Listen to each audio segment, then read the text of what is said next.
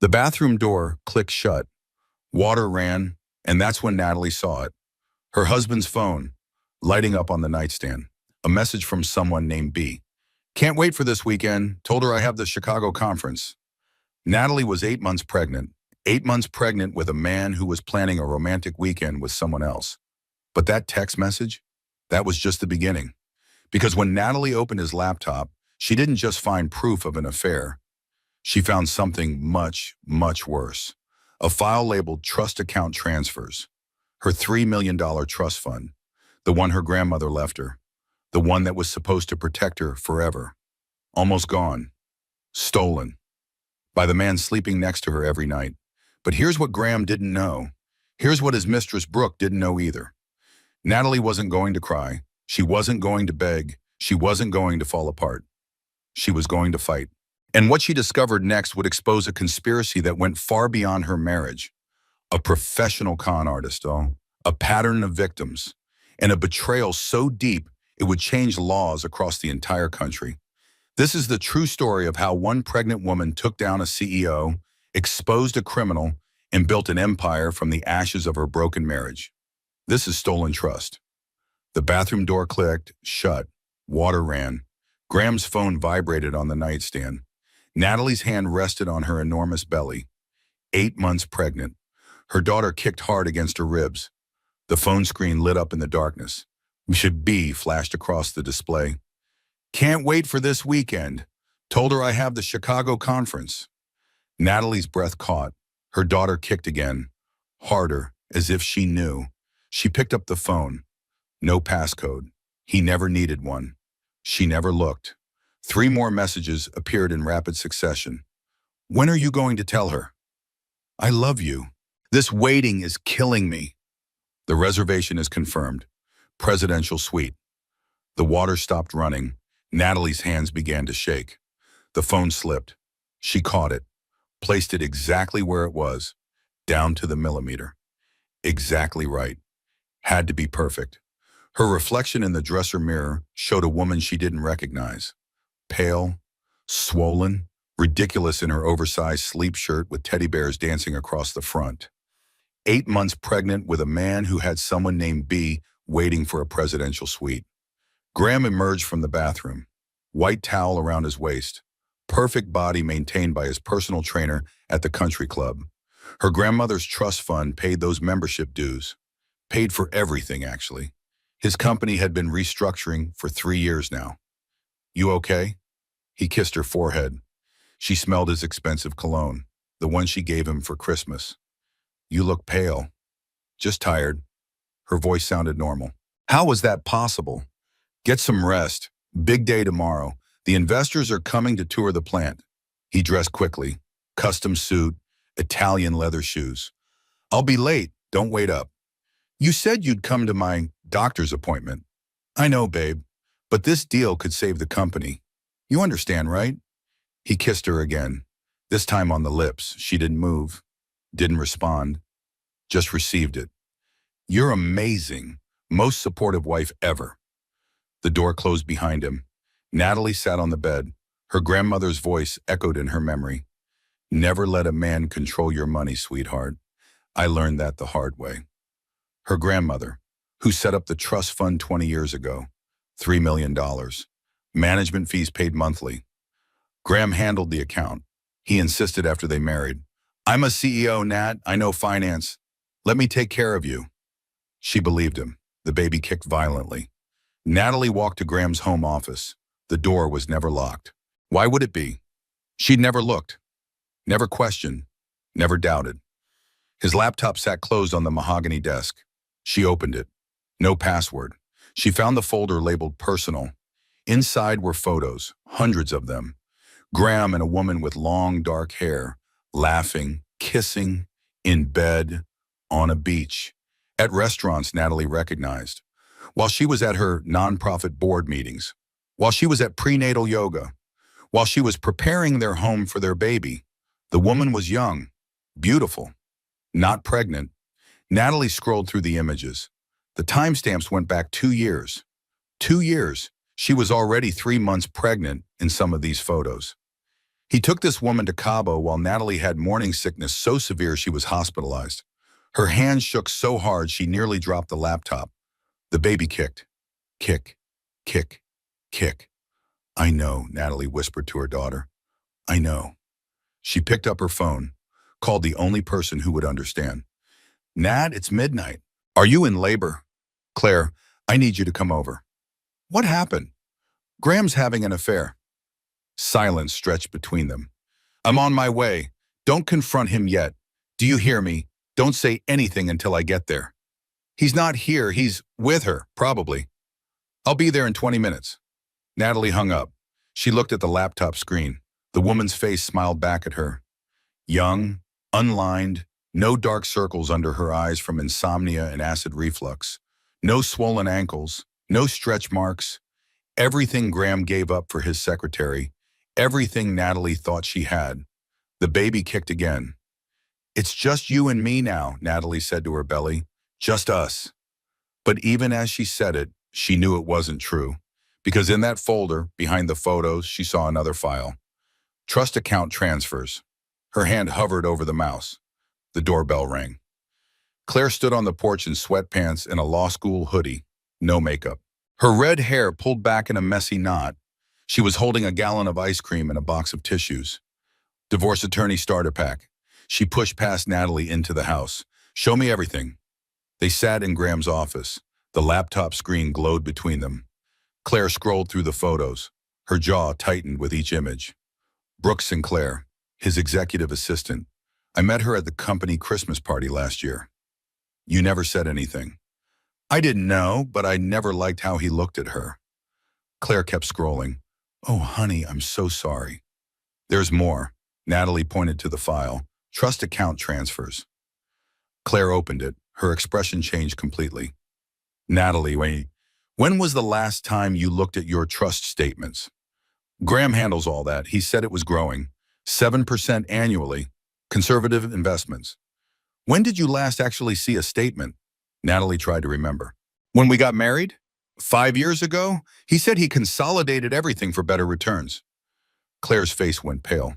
What? Nat, according to this spreadsheet, there should be $3.4 million in your trust. There is, plus growth. No.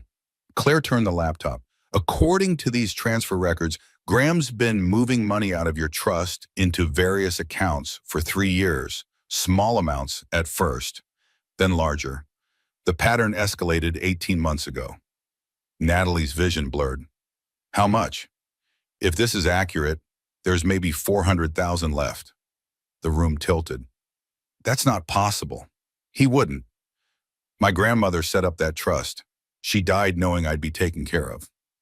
The transfers are all labeled as investment, diversification, or tax planning. Claire's voice was cold, professional. But look at the receiving accounts, LLC names I don't recognize, a property management company. This one's just numbered. He stole from me. We need to verify everything before we use that word, but yes, it looks like systematic theft from your inheritance. Natalie stood, walked to the window. Outside, the neighborhood slept. Perfect houses, perfect lawns, perfect lies. I trusted him with everything. I know. I gave him access to my trust because I loved him. I know. He's been planning this, planning to leave me, taking my money to fund his exit. Claire didn't answer. Natalie turned. I'm about to have his baby. I know, honey. What kind of man does this to his pregnant wife? The kind we're going to destroy in court.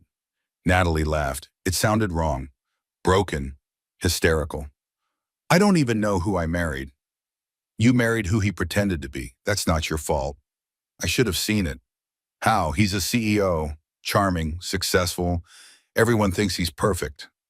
Not everyone. My grandmother never liked him. Smart woman. She made the trust ironclad, or so I thought. Natalie sat back down. The chair was cold. Everything was cold. Can he do this legally? Just take my inheritance? That's what we're going to find out. Claire pulled out her phone, says, I'm texting my forensic accountant, Vincent Marshall, best in the business. If Graham moved money, Vincent will find exactly where it went. This will go public. Everyone will know. Everyone needs to know what he is, his company, his reputation. Built on your money, apparently. The baby kicked. Natalie's hand moved to her belly automatically. A habit now. Constant reassurance. I can't do this while pregnant. You don't have a choice. If he's planning to leave, he's planning to leave you with nothing. We need to freeze accounts, file for divorce, get temporary support orders. All before he knows you know. He'll come home tomorrow. I'll have to look at him. Then you're a better actress than I am. Natalie looked at the laptop screen. There's more. More for your... A folder labeled projects. Claire opened it. Inside were architectural plans for a house. Not their house. A new house. Beachfront. Modern. Expensive.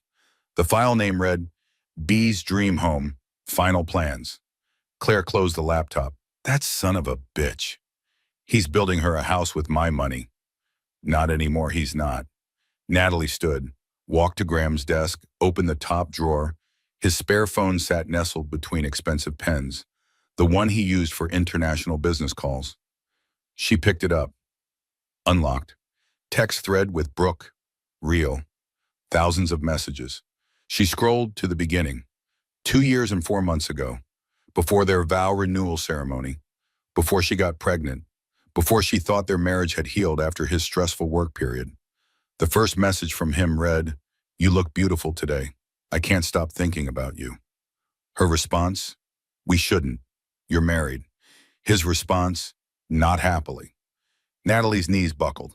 Claire caught her. Sit down. Breathe. Not happily. Natalie's voice broke.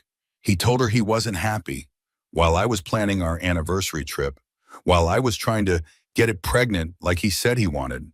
He's a liar. He convinced me to try for a baby, said it would fix things, bring us closer. He wanted to lock you in. The messages continued. Plans to leave Natalie. Excuses for delays. Brooke growing impatient. Graham promising soon, just need to secure the finances first. Just need to make sure the company's stable. Just need to wait until after the baby. After the baby. He was going to wait until our daughter was born. Natalie read the message dated 3 months ago. He told Brooke he'd file for divorce after the baby came. Easier to get custody arrangements settled when there's an actual child. Custody? Claire leaned closer. He wants custody? Natalie scrolled, found the message. Brooke wants kids. She's already attached to the idea. I'll get joint custody. Natalie will be reasonable. She always is. The ice cream melted on Graham's desk. The perfect life melted with it. Graham came home at 2 a.m.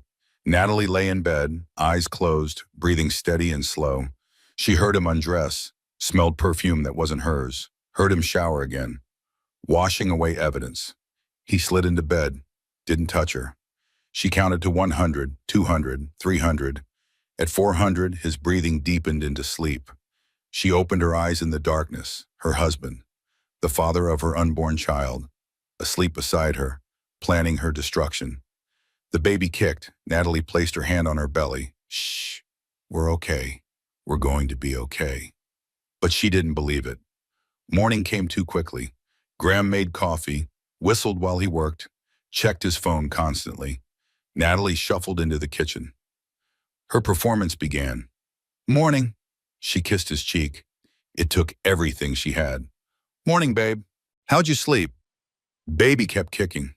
She's going to be a soccer player. He grinned, the same grin that made her fall in love 6 years ago. I can't wait to meet her. Liar, liar, liar. About yesterday, I'm sorry I missed the appointment. How'd it go? Fine, everything's progressing normally. Good, that's good. He poured her decaf coffee, knew she took 2 sugars, remembered these small details. I'll make the next one, promise. Another lie. What time's your flight to Chicago? He froze, just for a second, barely noticeable. Flight? The conference, you said Thursday through Sunday. Right, yes, the manufacturing summit, Thursday morning. He recovered smoothly. Years of practice. I hate leaving you so close to your due date. It's fine, Claire will check on me. Good, good. He kissed her forehead. I left my credit card info on the counter. Order whatever you need for the nursery. Go crazy. My money, Natalie thought. You're spending my money. My grandmother's money. Money meant to protect me from men exactly like you. After he left, she vomited. Not morning sickness. Pure revulsion. Claire arrived at 9 o'clock sharp. Vincent Marshall arrived at 9:30. He was older than Natalie expected, late 30s, silver streaking through his dark hair at the temples. Quiet intensity. Former FBI financial crimes investigator, Claire had said, now private practice. Mrs. Harper, he set up his laptop at her dining table. I need access to every financial account. Your trust, joint accounts, credit cards, everything. Graham has most of the logins. I don't need logins. I need authorization. You're the trust beneficiary. You have every legal right to request records. He made phone calls. Natalie listened to him speak with bank representatives, trust administrators, investment companies. His voice stayed level, professional, relentless. By noon, documents filled the dining table. Vincent's expression grew darker with each page he reviewed. Mrs. Harper, I need you to sit down. Natalie sat. Your trust currently holds $412,000. Claire said that yesterday. The original trust was $3 million.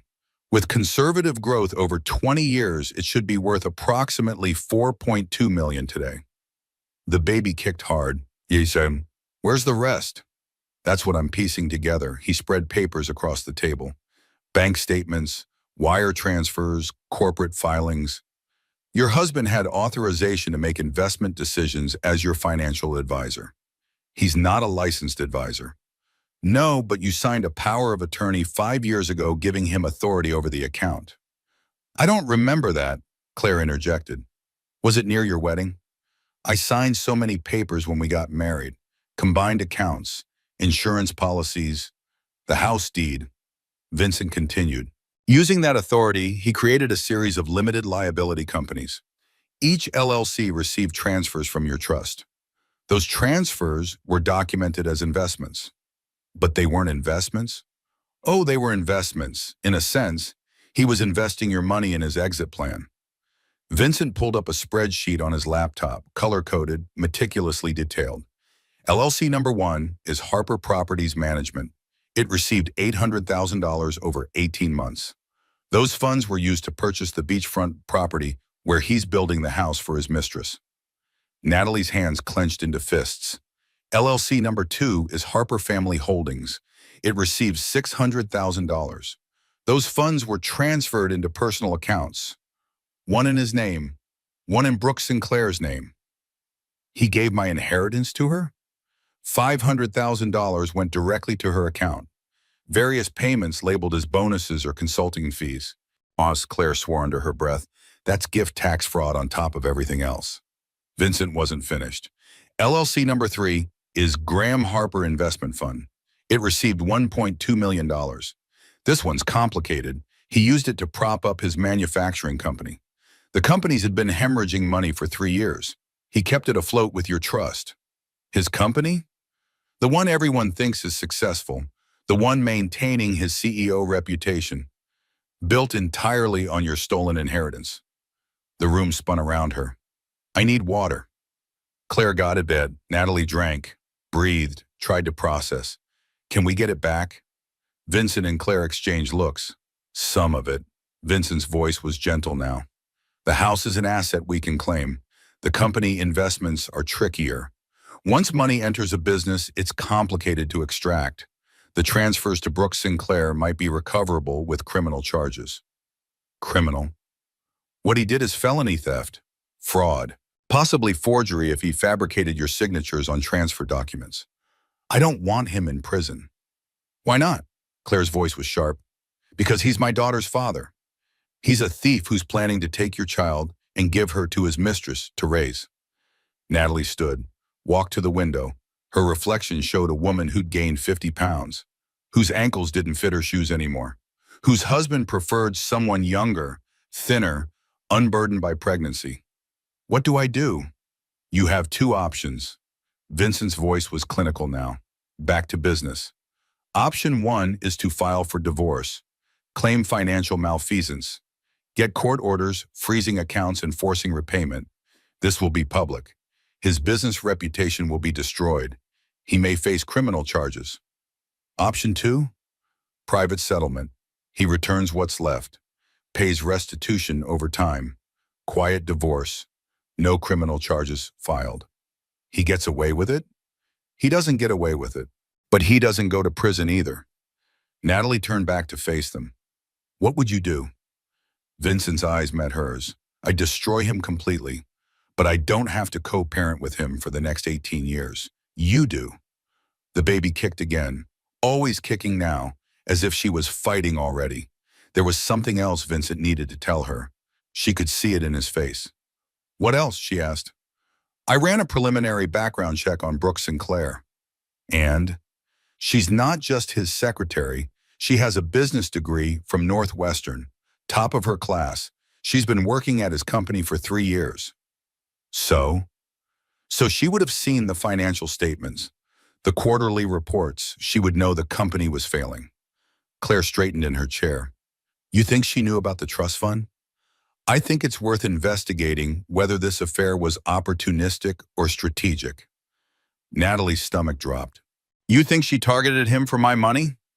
I think we need to find out exactly what Brooke Sinclair knew and when she knew it. Vincent pulled out another document, bank statements, Brooke's personal accounts. She's made some interesting purchases in the last 6 months. A Tesla Model S, a downtown condo, designer wardrobe worth at least $50,000, all cash payments. $500,000 buys a lot of Teslas. Claire's voice was ice cold. It does. And here's what's interesting. The first transfer to her account happened 2 weeks after she started at the company. Before the affair began, at least before Graham claims it began. Natalie's breath caught in her throat. She knew from the start. We can't prove that yet, but the timeline is suspicious. What kind of woman does this? The kind who sees an opportunity and takes it. Vincent closed his laptop. Mrs. Harper, I need to be direct with you. This isn't just a cheating husband. This is a coordinated financial crime, possibly involving 2 conspirators. Brooke and Graham. I need more evidence, but yes, that's my working theory at this moment. The baby kicked violently. Natalie winced from the pain. Claire noticed immediately. You okay? She doesn't like stress. Neither do I. Claire stood. Here's what happens next. Vincent continues the investigation. I file for divorce with temporary restraining orders on all accounts. We request full financial discovery, and we do not tell Graham anything until the papers are served. When?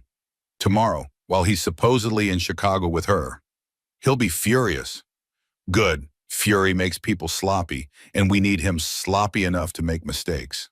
Vincent Marshall returned at 7 that evening. The dining table had been cleared. Claire ordered Chinese food. None of them could eat. I found something. Vincent opened his laptop. Graham's been more careful than I initially thought, but not careful enough. He turned the screen toward them. These are wire transfers from Brooke Sinclair's account to an offshore bank in the Cayman Islands. Started 8 months ago. Small amounts at first, 20,000, 30,000, then larger amounts, 80,000 3 months ago. She's hiding money offshore? Natalie tried to process this new information. They're hiding money offshore because, look at this. He pulled up another document, matching transfers from Graham's personal account to the same Cayman bank. Same amounts, same dates, down to the day. They're coordinating. They're building a nest egg for their new life together, using your inheritance as the funding source. Claire leaned forward. How much total? In the Cayman account? $450,000. Plus the $500,000 Brooke already received directly. Plus the beachfront property worth at least $1.2 million. Plus whatever's buried in the company. $3 million. Natalie's voice sounded hollow even to herself. My entire trust. Not quite. There's still $400,000 in the trust itself, but yes, the bulk of your inheritance has been systematically stolen and hidden. Can we get it back? The offshore account is tricky, but not impossible. We'll need to involve federal authorities. IRS, FBI, Financial Crimes Division. Once we prove the money was stolen, we can freeze the accounts and force repatriation. That's public. That means federal charges. Yes. Natalie stood, walked to the window again, always walking to windows now, looking out at normal lives. Outside, her neighborhood looked the same. Neat lawns, Christmas lights still up in February. Normal lives continuing. Her life was never normal. She just didn't know it. There's more. Vincent's voice was careful now. I looked into Brooke's background more deeply. And this isn't her first time doing this. Natalie turned slowly. What do you mean?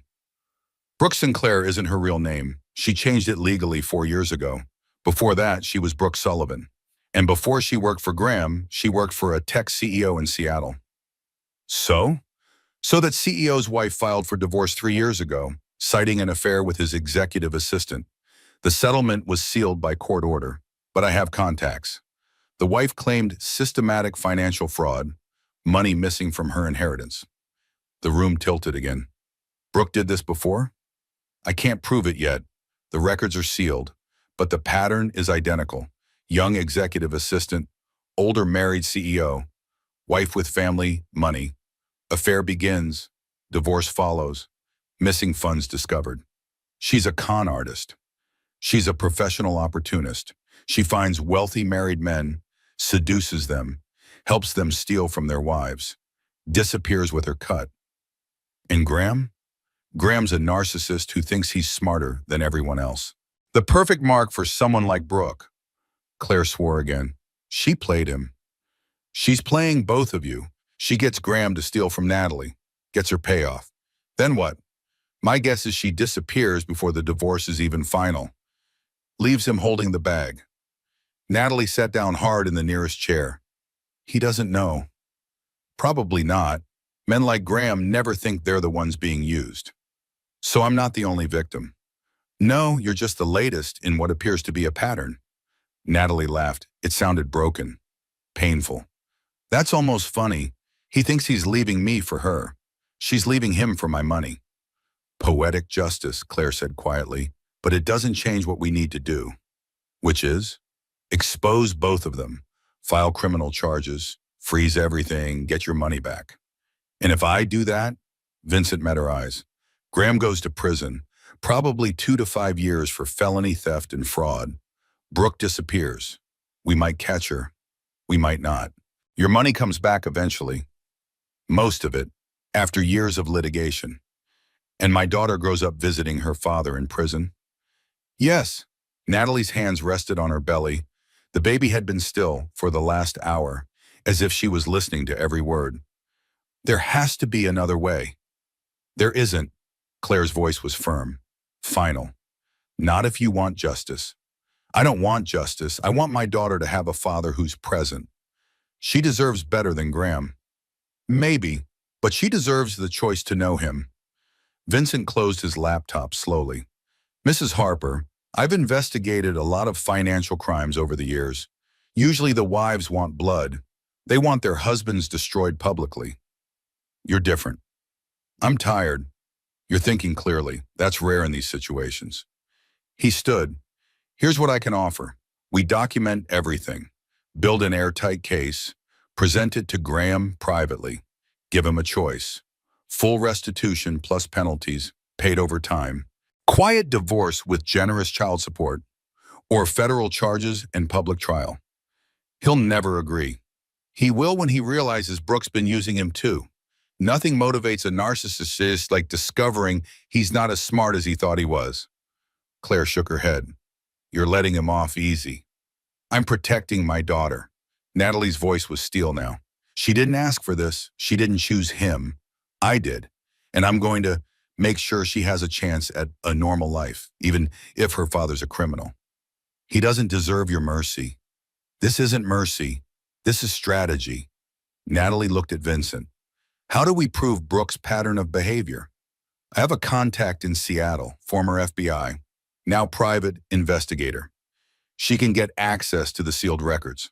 Off the books, inadmissible in court, but enough to show Graham what he's really dealing with. Do it. It'll take a few days to arrange. We have time. He doesn't leave for Chicago until Thursday. Vincent nodded slowly. I'll have everything ready by Wednesday night. We present him with the evidence Thursday morning. Give him 24 hours to decide his future. Either way, you file for divorce Friday morning. And if he chooses criminal charges over settlement, then I testify at his trial, and he loses everything he has left. After Vincent left, Natalie sat alone in her living room. Claire was making phone calls in the kitchen. Attorney things, preliminary motions, temporary orders, legal machinery grinding into motion. The house felt too quiet, too empty. Natalie's phone buzzed against the coffee table. Graham's message read, "Just landed in Chicago, hotel is amazing, wish you were here." Another buzz, a photo loaded slowly, presidential suite, champagne on ice, rose petals scattered on the bed. For Brooke, while Natalie sat pregnant in their house, planning his destruction. She didn't respond. Instead, she opened her laptop, searched for Brooke Sullivan in Seattle, found an old LinkedIn profile, before the name change. Different photo, but same woman. Executive assistant to Michael Donovan, Donovan Technologies. Natalie searched for Michael Donovan next, found news articles from 3 years ago, messy divorce proceedings, tech CEO accused of financial impropriety, settled out of court, company sold shortly after for a fraction of its value. One article included a photo, Michael Donovan leaving the courthouse, disheveled, angry, alone. He looked like Graham, same age, same arrogance written across his features, same blindness. Natalie's phone buzzed again. Graham's message, "Love you, babe. Get some rest. Take care of our girl." She deleted the message without responding, took a screenshot of the old Brooke Sullivan LinkedIn profile, sent it to Vincent with one word, proof. The baby kicked suddenly, finally moving again. "I know," Natalie whispered to her belly. "We're going to be okay. I promise you." This time she almost believed it. She sat in the darkened living room, her grandmother's house, the one she'd inherited along with the trust fund, the one Graham convinced her to put both their names on. For tax purposes, he'd said. For estate planning. More lies. Natalie walked through the rooms slowly. Each one held memories. The kitchen where Graham made her breakfast on Sundays. The living room where they watched movies. The bedroom where they made love. The nursery where they painted together. All of it contaminated now. Every happy memory had a shadow. Every kiss had been a lie. Every "I love you" had been preparation for goodbye. She ended up in the nursery. Sat in the rocking chair Graham assembled. Yellow walls, white furniture, stuffed animals lined up perfectly. Ready for a baby, ready for a family, ready for a life that would never happen the way she planned. Her phone rang. Unknown number. "Mrs. Harper? This is Margaret Patterson. Vincent Marshall asked me to call you." The investigator from Seattle? Former FBI, yes. "I have information about Brooke Sullivan, or Brooke Sinclair, as she calls herself now." Natalie's heart raced. "What did you find?" "Quite a bit. Can we meet? I'm flying into town tomorrow morning." "I'd rather discuss this in person." "Where?" "There's a coffee shop on Maple Street. The Corner Brew. Does 10 o'clock work for you?" "I'll be there." After they hung up, Natalie sat in the rocking chair, rocking slowly, back and forth, back and forth. Her daughter kicked in a rhythm. Tomorrow she'd learn more about the woman who helped destroy her marriage. Tomorrow she'd understand the full scope of what had been done to her. Tomorrow the picture would be complete. But tonight she just rocked and cried and said goodbye to the life she thought she had. Wednesday morning arrived cold and gray. Natalie woke to her phone ringing at 8:30. Graham thought she always slept late. He was wrong about that too. Wrong about so many things. She dressed carefully. Maternity jeans that actually fit, her grandmother's cashmere sweater, the pearls her grandmother wore every day, comfortable boots. She looked at herself in the mirror one last time. Still pregnant, still swollen, still married to a criminal, but different somehow. Harder. The Corner Brew was nearly empty. Midweek morning, Natalie ordered decaf tea, sat in the back corner where she could see the door. A woman approached at exactly 10 o'clock, late 50s, gray hair cut short and practical, sharp eyes that missed nothing, wearing a jacket and boots that said former law enforcement. "Mrs. Harper?" "Miss Patterson?" They shook hands firmly. Margaret sat across from her. I'm going to be direct with you. Vincent filled me in on your situation. I'm sorry you're going through this. Thank you. I worked the Michael Donovan case 3 years ago, not officially through the FBI. His wife, Jennifer Donovan, hired me privately after she suspected something was wrong. What did you find? Margaret pulled out a folder, old-fashioned paper files in manila folders. Jennifer Donovan came from pharmaceutical money. Her father owned a chain of specialty pharmacies across the Pacific Northwest. When he died, he left her a trust fund, $8 million. Natalie's breath caught in her chest. Michael Donovan was a tech entrepreneur, smart, charismatic, built a successful software company from nothing. But he overextended himself, made bad investments in cryptocurrency and startups. By the time he married Jennifer, he was leveraged to the breaking point.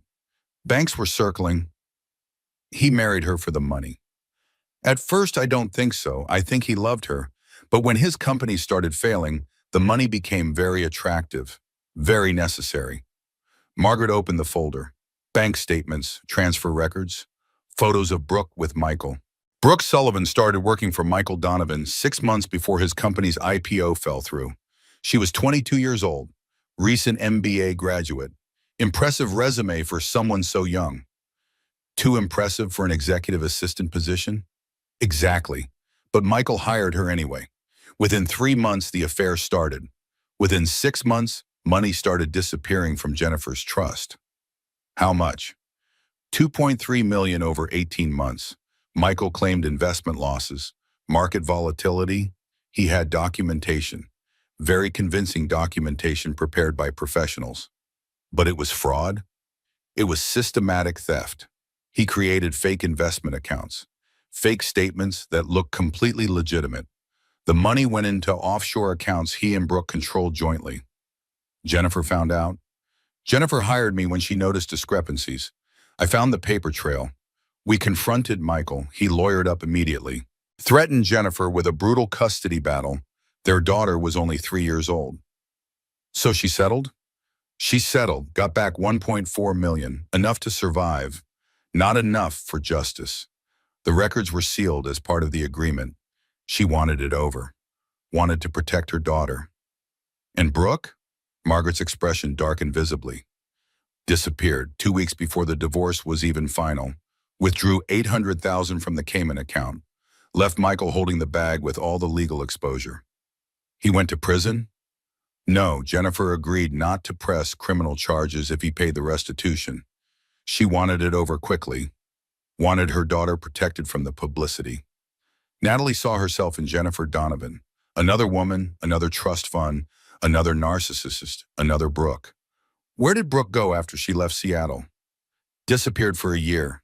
Changed her name legally from Brooke Sullivan to Brooke Sinclair.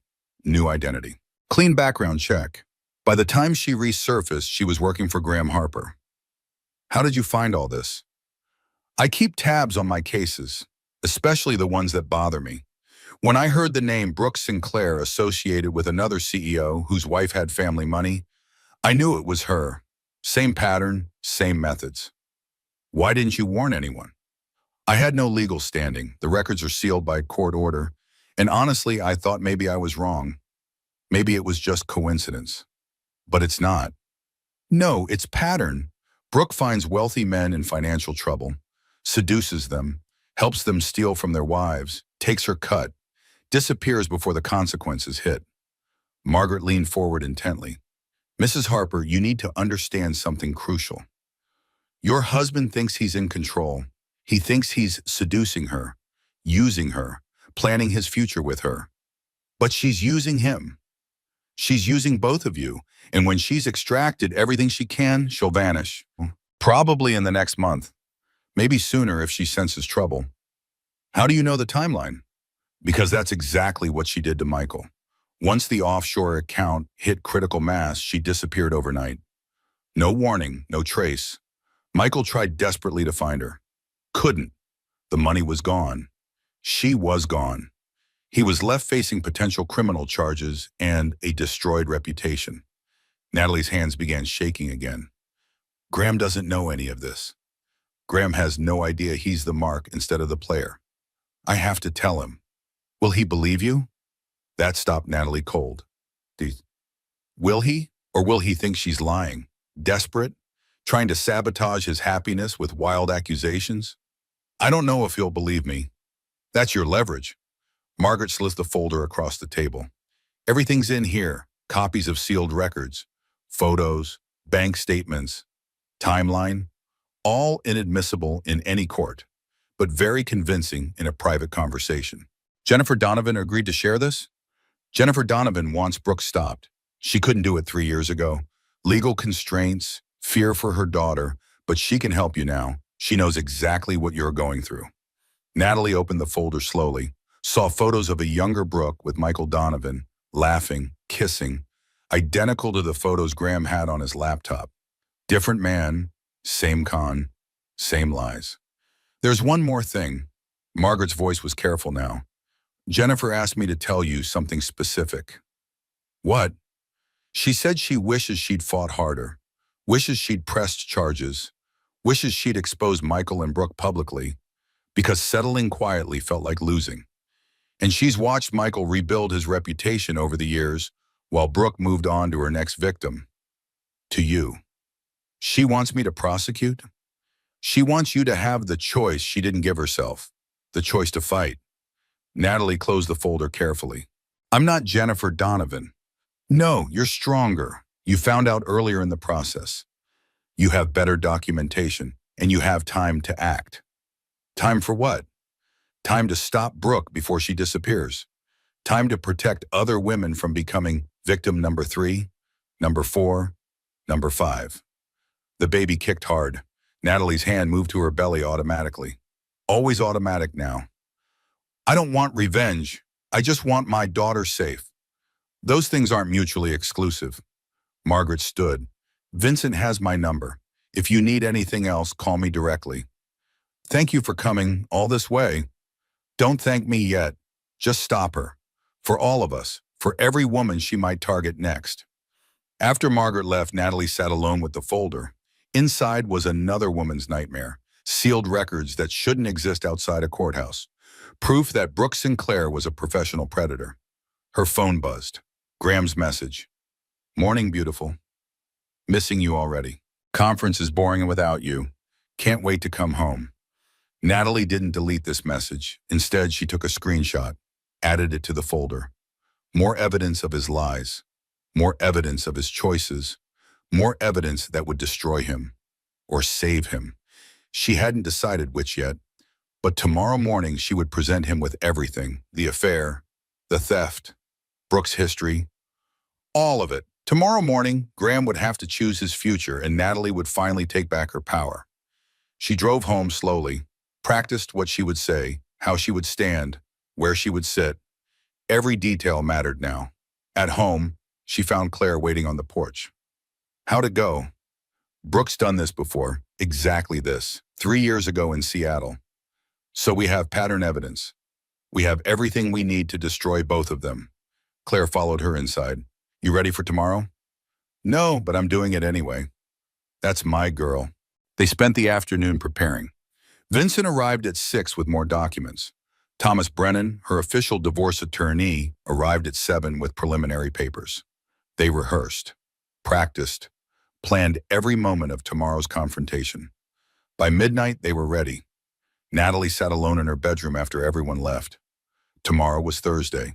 Tomorrow, Graham thought he was flying to Chicago to spend the weekend with Brooke. Tomorrow, he'd discover the truth instead. Tomorrow, everything would change. She didn't sleep that night, just sat in the nursery rocking chair. Rocking, waiting for dawn, waiting for the confrontation that would end her marriage. The baby kicked steadily all night, as if she knew, as if she was preparing too. Graham came home at 8:30 Thursday morning. Surprise, he was carrying flowers, peonies, her favorites. Conference ended early. I missed you too much. Bought with my money, Natalie thought. They're beautiful. Not as beautiful as you. He kissed her. She didn't pull away, received it like all the others. How's our girl? Active. Good, that's good. He set his suitcase down. I'm going to shower quickly. Then let's make breakfast together. I want to hear everything I missed. He headed upstairs whistling. Natalie texted Claire and Vincent. He's home early. Come now. She arranged the peonies in a vase, set them on the dining table, next to where Vincent would spread his documentation of Graham's crimes. The doorbell rang. Vincent arrived first, then Claire, both exactly on time. He's in the shower, Natalie said quietly. We have maybe 10 minutes. They set up quickly. Laptop, documents, the folder from Margaret. Everything arranged in chronological order. Timeline of the affair, timeline of the thefts, Brooke's background, her real name, Seattle, Michael Donovan's story, the offshore accounts, everything. The water stopped upstairs. You ready? Claire asked. No. Good answer. Means you're thinking clearly. Graham came downstairs, stopped when he saw Vincent and Claire sitting at his dining table. What's going on? Natalie's voice was steady, calm. She'd practiced this. We need to talk. About what? About Brooke Sinclair. About my trust fund. About the $3 million you stole from me. Graham's face went white, then red, then carefully blank. CEO face. I don't know what you're talking about. Yes, you do. Natalie gestured to the table. Sit down, Graham. It's time to stop lying to me. Natalie, what is this? Some kind of intervention? This is the end of our marriage. Sit down. Graham looked between them, calculating, planning his defense. I don't have to sit in my own house. It's not your house. Vincent's voice was clinical. Cold. According to the mortgage documents, the down payment came from Mrs. Harper's trust fund. The monthly payments come from Mrs. Harper's trust fund. Legally, she owns 68% of this property. Graham's jaw tightened. Who the hell are you? Vincent Marshall, forensic accountant. I've spent the last 3 days tracking every dollar you stole from your wife. I didn't steal anything. Then sit down and we'll review the evidence together. Should be quick if you're innocent. Graham looked at Natalie, really looked at her. She stared back, didn't flinch, didn't look away. You went through my things? You left your laptop unlocked. So you invaded my privacy? I found the truth you were hiding. What truth? That I have a business laptop with confidential files? I found the photos, Graham, of you and Brooke. 2 years worth. I found your second phone, the text messages, the plans to leave me, the house you're building her with my inheritance. His face went completely pale. Sit down, Natalie repeated. Now, or I call the police and we do this with criminal investigators present. Finally, he sat. Vincent turned his laptop, pulled up the first spreadsheet. This is your wife's trust fund, established 20 years ago by her grandmother. Original value of $3 million. Current value is $412,000. The market fluctuates. Investments carry risk. Not this much, not when the trust was invested conservatively in index funds and bonds. With standard growth, this trust should be worth $4.2 million today. Instead, it's worth less than 10% of that amount. Investment losses. I tried to get better returns for her. You tried to steal her inheritance. Vincent pulled up the next document. These are wire transfers from the trust to various LLC accounts. All companies you created. Harper Properties Management, Harper Family Holdings, Graham Harper Investment Fund. Those are legitimate business investments. They're shell companies, conduits to move money from your wife's trust into your personal accounts and offshore holdings. Graham stood abruptly. I don't have to listen to this. Yes, you do. Claire's voice cut through the room. Sit down, Graham, or I call the police right now and we do this with criminal investigators present and cameras running. He sat. Claire continued. I'm Natalie's attorney. I've filed preliminary motions for emergency divorce proceedings, temporary restraining orders on all joint accountants, temporary custody arrangements. By noon today, you'll be served with papers. You can't do that. I already did. The papers are waiting for the process server. One phone call and your world becomes very public very quickly. Vincent pulled up more documents. Let's talk about Harper Properties Management. This LLC received $800,000 from your wife's trust over 18 months. Those funds were used to purchase a beachfront property in South Carolina. Title is in the LLC's name, but the LLC's sole member is you, and the architectural plans for the house being built on that property are titled B's Dream Home. That's a vacation rental investment property. Then why are the interior design plans personalized with the name Brooke? Why does the master bedroom's custom closet have specifications matching Brooke Sinclair's exact wardrobe measurements? Graham said nothing. Harper Family Holdings. Vincent continued relentlessly. $600,000 transferred from the trust. $500,000 of that went directly into Brooke Sinclair's personal bank account, documented as consulting fees and performance bonuses. She's a valued employee who earns competitive compensation. She's your mistress, and you're paying her with your wife's inheritance. That's not true. Graham Harper Investment Fund, $1.2 million, used to prop up your failing manufacturing company. The company everyone thinks is successful, the company maintaining your CEO reputation, built entirely on stolen money from your wife. Vincent leaned forward. Your company's been hemorrhaging money for 3 years. Bad investments, mismanagement, possibly fraud in your reporting to the board of directors. Without your wife's trust fund, you'd be bankrupt. But you made everyone believe you're a successful businessman. Graham's hands clenched. My company is legitimate. Your company is a house of cards built with your wife's money, and it's about to collapse. This is insane. You're all insane, boss. Natalie spoke, her voice quiet, deadly calm. Show him the offshore accounts. Vincent pulled up the next document. Cayman Islands, joint account, your name and Brooke Sinclair's name. Opened 8 months ago.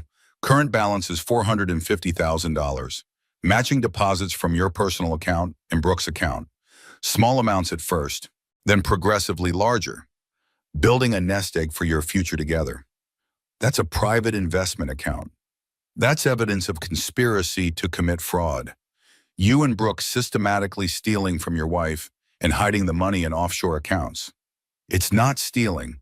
I'm her husband. I have legal authority over her accounts.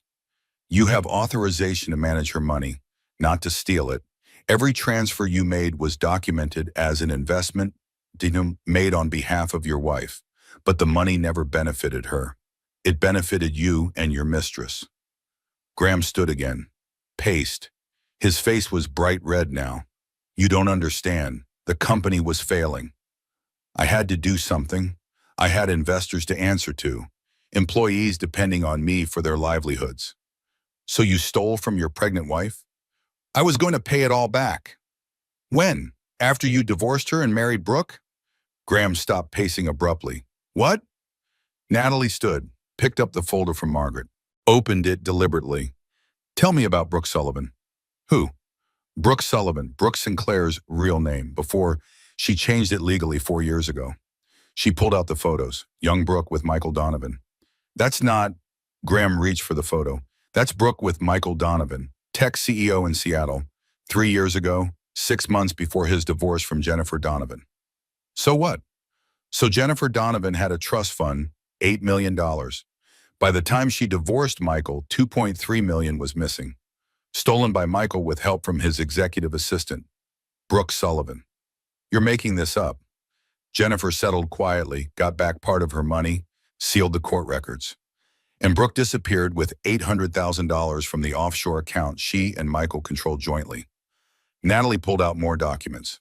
Brooke changed her name, created a new identity, and 1 year later, she started working for you. Another CEO, another wife with a trust fund, another affair, another systematic theft using the exact same methods. No, that's not possible. Graham, you're not the criminal mastermind here. You're the mark. Brooke's been in using you to steal from me, and when she's taken everything she can, she's going to disappear, just like she did to Michael Donovan. That's not true. She loves me. Read the documents. He did. Natalie watched his face change. Confusion, denial, recognition, horror. She wouldn't do this to me. She already has. The offshore account, she can withdraw from it any time, without your permission or knowledge. I'm betting she's planning to clean it out in the next few weeks, maybe sooner now. Graham sat down hard. I don't believe you. Call her right now. Natalie's voice was steel. Ask her about Michael Donovan. Ask her about Jennifer Donovan. Ask her about Seattle. Watch her lie to your face. Graham pulled out his phone, hesitated. She loves me. She loves my money, and you helped her steal it. He didn't make the call. Instead, he looked at Natalie with something new in his eyes. Fear. What do you want from me? I want my money back. All of it. The offshore account, the beachfront house, the company investments, everything you stole. That's impossible. Then you go to prison for felony theft and fraud. 5 to 10 years, federal charges, public trial, your reputation destroyed, your company bankrupt, your daughter visiting her father in an orange jumpsuit. You wouldn't do that to our daughter. Try me, Claire interjected. You have 24 hours to decide.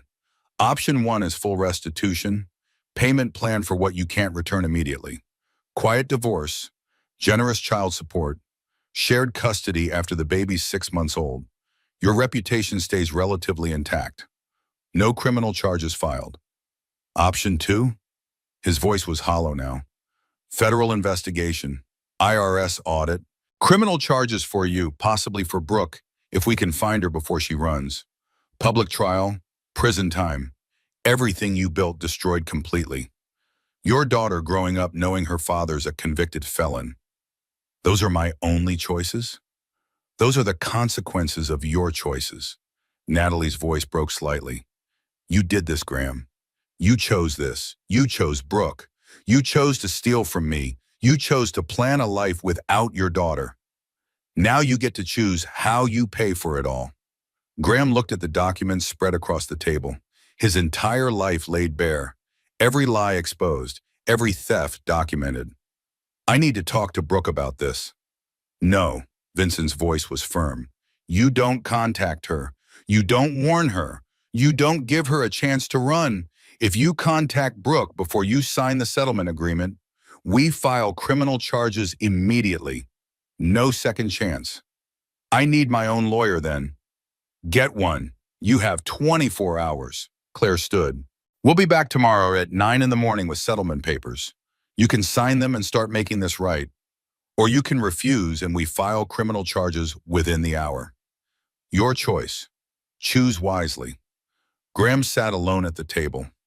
Broken. Finally understanding he'd been used. Finally understanding he'd lost everything that mattered. Natalie walked to the door, stopped. Looked back one last time. I loved you. I would have done anything for you. All you had to do was be honest. Be faithful. Be the man I thought you were. Natalie, please. 24 hours, Graham. Choose wisely for once in your life. She walked out of her house. Her marriage. Her old life. Behind her, Graham sat alone. Surrounded by evidence of his crimes. Finally seeing the truth. But far too late to matter. Natalie sat in Claire's car outside the house. Neither of them spoke for a long time. Finally, Natalie said, I did it. You did. I confronted him with everything. You destroyed him. Why don't I feel better? Because you still love him, even now, even after everything he's done. Natalie started crying, not gentle tears, ugly crying, gasping sobs, shaking. Claire held her in the car. They sat like that for a long time. He looks so broken, Natalie said finally. Good, he deserves that. No, not good, Shewan. He looks sad and confused and lost. He deserves to feel exactly that way. Maybe, but watching someone you love break is still awful, even when they deserve it. The baby kicked hard. Natalie winced. You okay? She's been kicking nonstop since we left, like she knows something big just happened. She knows her mom's a warrior. Her mom's a mess. Warriors can be messy. Natalie's phone started buzzing. Graham's name flashed on the screen. She showed Claire. Don't answer. He's alone in that house with everything we showed him. Good, let him sit with it. What if he does something stupid? Like what? I don't know, runs, contacts Brooke, hurts himself. Narcissists don't hurt themselves. They hurt other people. He'll be fine. The phone kept buzzing. Graham, we need to talk. Graham, please, I need to explain. Graham, I never meant to hurt you. Graham, it just happened. Graham, Brooke said she loved me. Graham, I thought I was helping the company. Graham, please talk to me.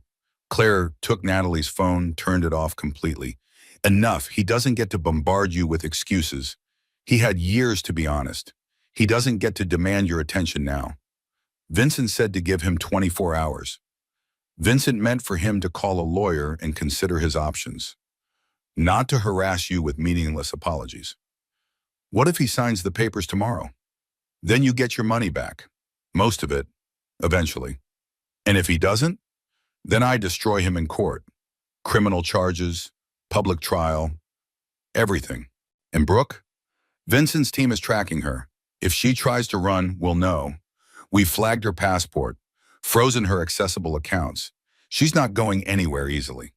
She'll disappear anyway. That's what she does. Maybe, but this time she's leaving a paper trail.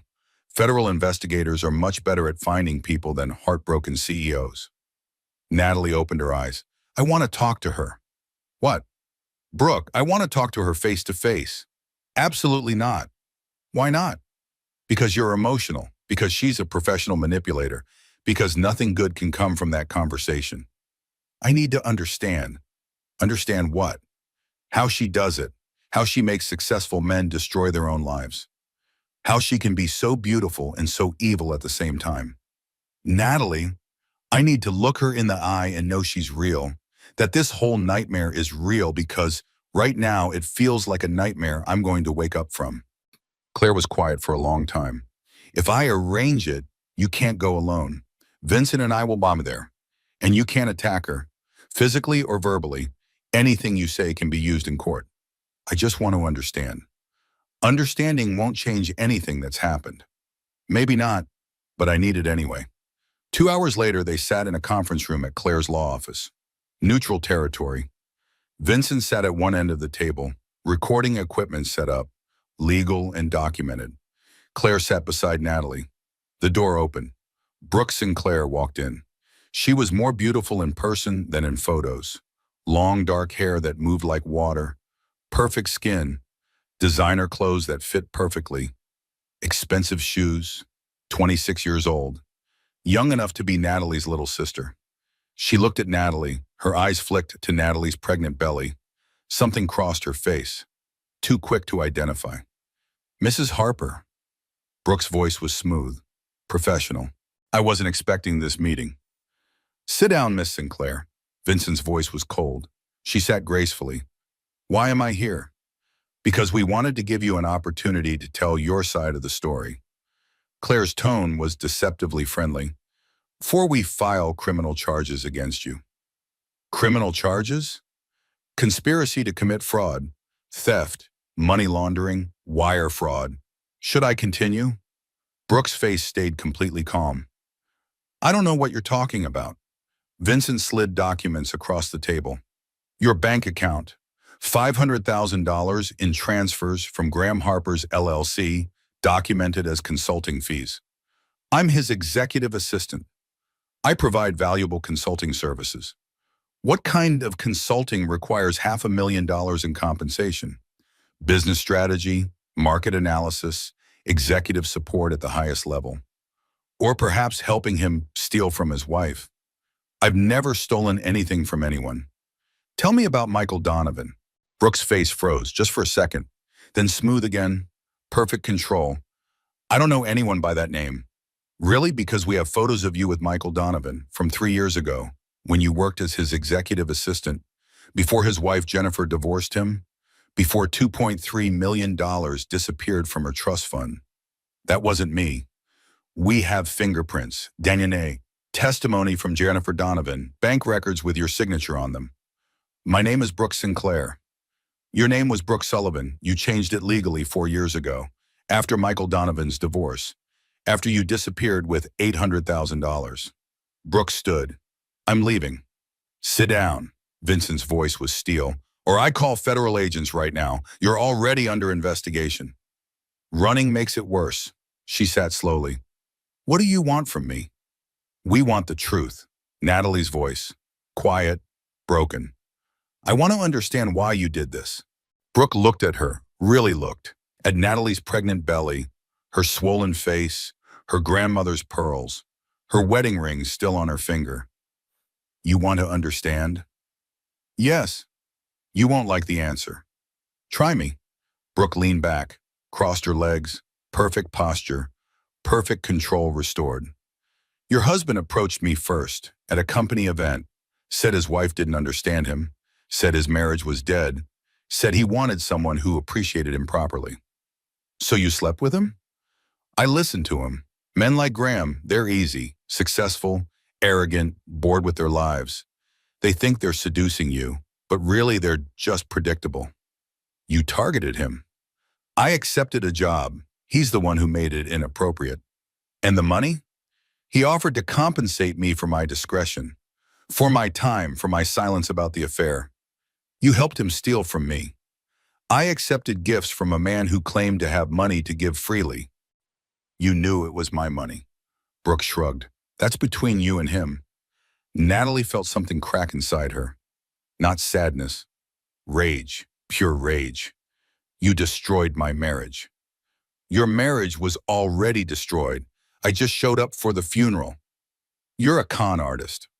I'm a businesswoman who understands opportunity when she sees it. You're a thief. I'm a woman who learned how to survive in a world built for men like your husband. Don't you dare justify this. Brooke leaned forward. Mrs. Harper, you want to understand? Fine. Here's the truth. Men like Graham marry women like you because you're safe, respectable, good with their families. But they don't desire you. They desire excitement, risk, someone who makes them feel powerful again. Stop talking. You got comfortable. Put on weight. Stop trying. He got bored. I showed up. That's not my fault. That's nature. I'm pregnant with his child, and I'm sure that's very fulfilling for you. But it's not attractive to him. Claire stood. That's enough. You asked for honesty. Brooke stood too. I'm being honest. Graham was leaving you anyway.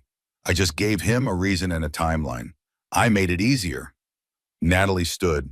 The baby kicked violently. You're right about one thing. My marriage was already broken. Graham was already a liar. Already weak. Already looking for an exit. Exactly my point. But you're wrong about me. I'm not the comfortable wife he settled for. I'm the woman who's going to destroy both of you. Legally, completely, permanently.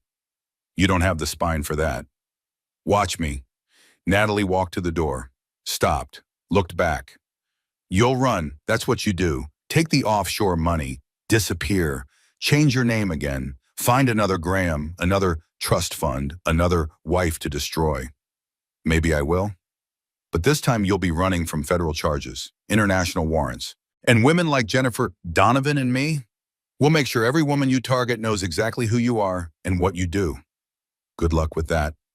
I don't need luck. I have documentation. And I have rage. That's more powerful than anything you have. She left. Behind her, Brooke sat alone with Vincent and Claire, still beautiful, still controlled, but for the first time, uncertain. 24 hours passed. Natalie didn't sleep. She sat in Claire's guest room. The guest bed was comfortable, the house was quiet, but sleep wouldn't come. The baby kicked all night long. At 8:30 Friday morning, Claire drove her home. Graham's car was in the driveway. You ready? Claire asked. No. Good answer. Let's do this. Vincent was already inside, process server waiting. Thomas Brennan, Natalie's official divorce attorney, ready with papers. They walked in together. Graham sat at the dining table, same spot as yesterday. Documents still spread around him. He looked terrible, unshaven, rumpled clothes, eyes red from crying or drinking or both. Graham, Thomas Brennan sat across from him. I'm Thomas Brennan. I represent your wife in these divorce proceedings. Graham nodded without speaking. Have you retained the legal counsel? Yes, James Morrison. He's on his way. Good, we'll wait. They waited in silence. The house felt foreign to Natalie now, like she was visiting someone else's life. 20 minutes later, James Morrison arrived. Tall, silver-haired, expensive suit, big firm attorney. Thomas, good to see you. They shook hands, professional courtesy. James, shall we begin? They sat. Thomas slid papers across the table. Settlement agreement. Terms are as follows. Graham Harper agrees to full restitution of all funds taken from Natalie Harper's trust fund. Total amount is $3.5 million, including penalties and interest. That's impossible, James said. Graham doesn't have that kind of liquidity available. Then we've structured a payment plan. $200,000 immediately. The beachfront property deeded to Natalie. Graham's shares in Harper Manufacturing sold or transferred. The remaining balance paid over 10 years with interest. Selling his shares destroys his company. His company was built with stolen money. It's not really his company. The board will never approve a forced sale. The board doesn't have a choice unless Graham prefers federal charges. Graham spoke for the first time. I'll do it. James looked at him. Graham, we should discuss this privately before you. I'll do it, all of it. You're destroying your legacy. I already did that when I stole from my wife, Thomas continued. In addition to financial restitution, Graham agrees to the following divorce terms. No custody battle. Shared physical custody starting when the child is 6 months old. Generous child support of $5,000 per month minimum. All medical expenses covered. College fund established with initial funding of $100,000. Agreed, Graham said. Graham, James tried again. I said agreed.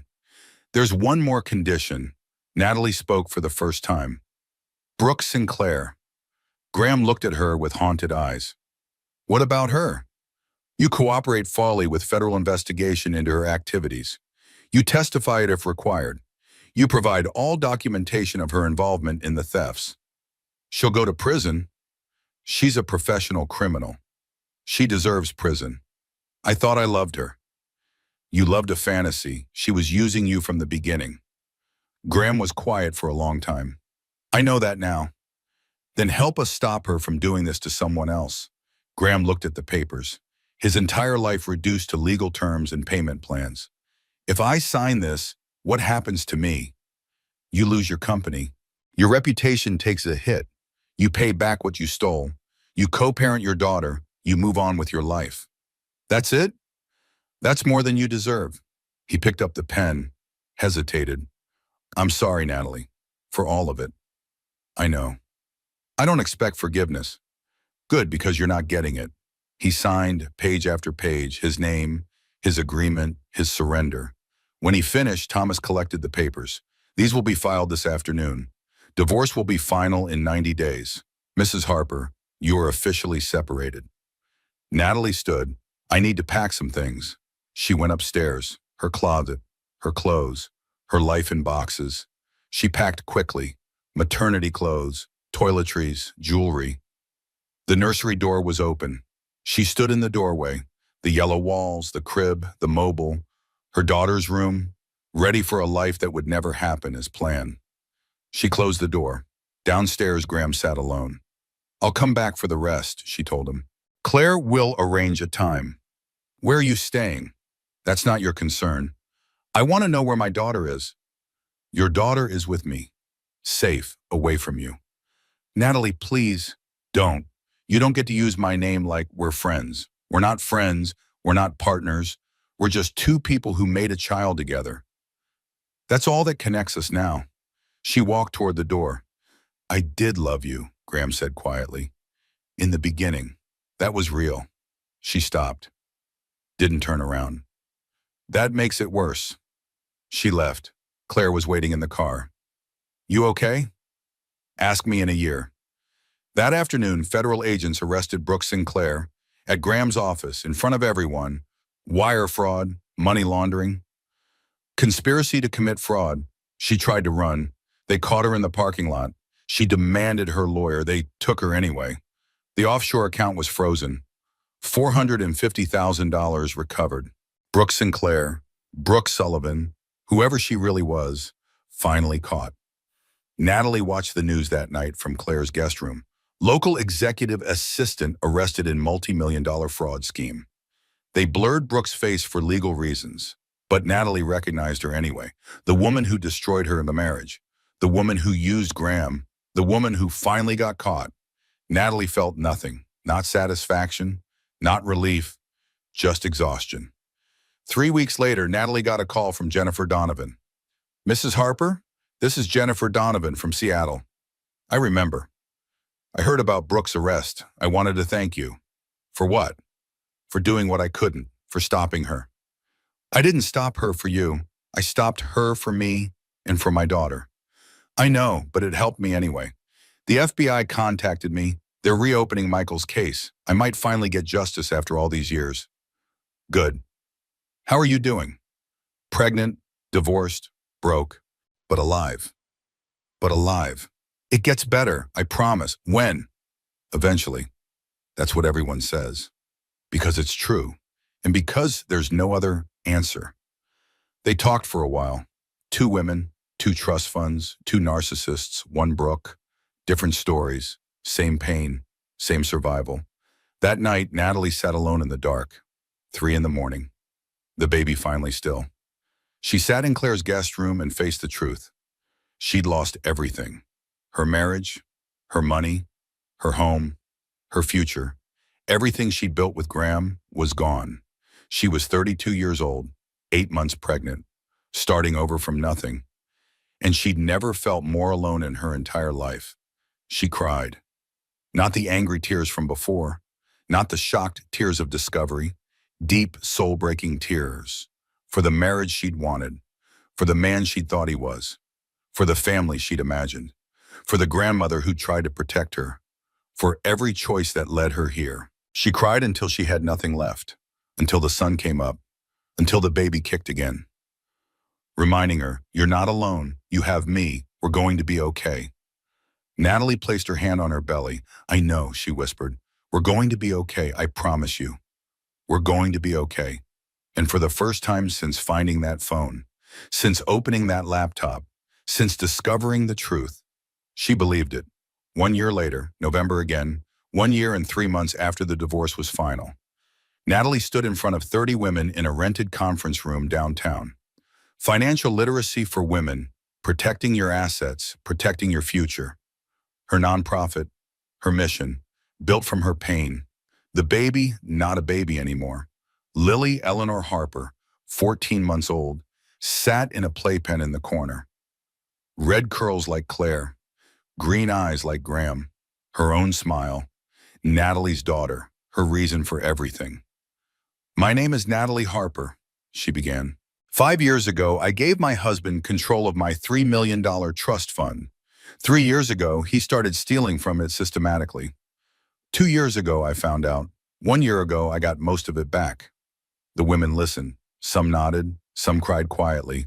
All understood. I'm not here to tell you how to avoid divorce or how to choose better partners. I'm here to teach you how to protect yourself financially.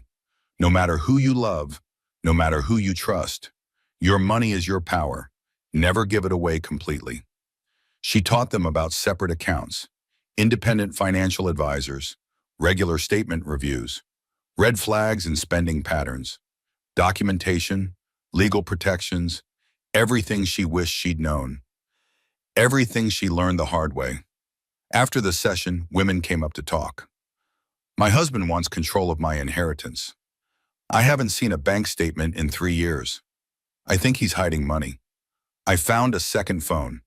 Different details. Same story, same fear. Natalie listened to all of them, gave them resources, phone numbers, referrals to Vincent Marshall, to Claire, to attorneys who understood financial abuse. One woman stayed late, young, maybe 25, pregnant like Natalie had been.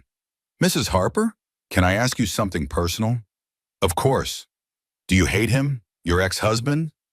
Natalie considered the question carefully. No, I don't hate him. How is that possible after what he did? Because hate would mean I still care deeply. And I don't. I don't think about him unless I have to. I don't wonder where he is or who he's with. I don't check his social media. I don't care about his life. But he stole from you. He did, and he paid it back, most of it. We're on year 3 of a 10-year payment plan. I get a check every month, direct deposit. It's business now, just business. What about when you see him, for custody exchanges? We're civil, for Lily. She loves her daddy. She doesn't need to know what he did. Not yet. Maybe never.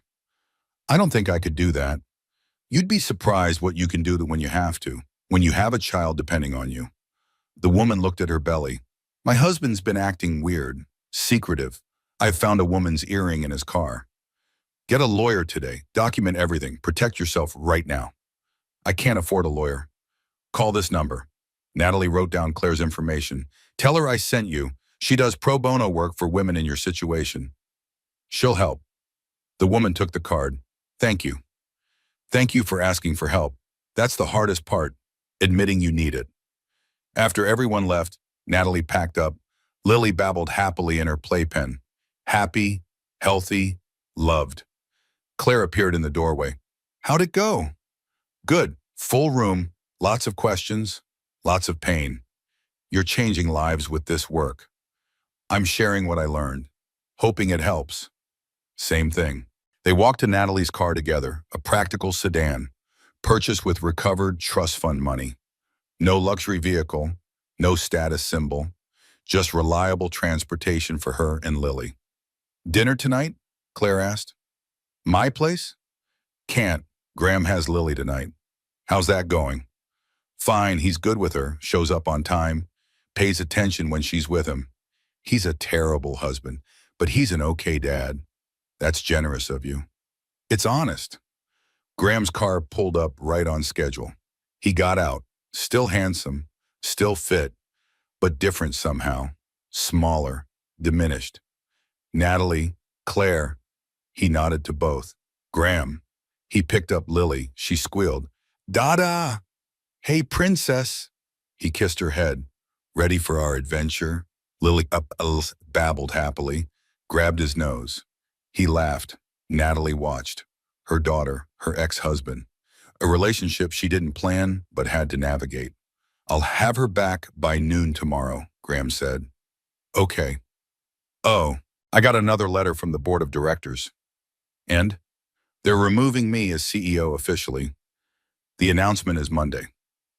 I'm sorry. Don't be. It's what I deserve. It's the consequence of my choices.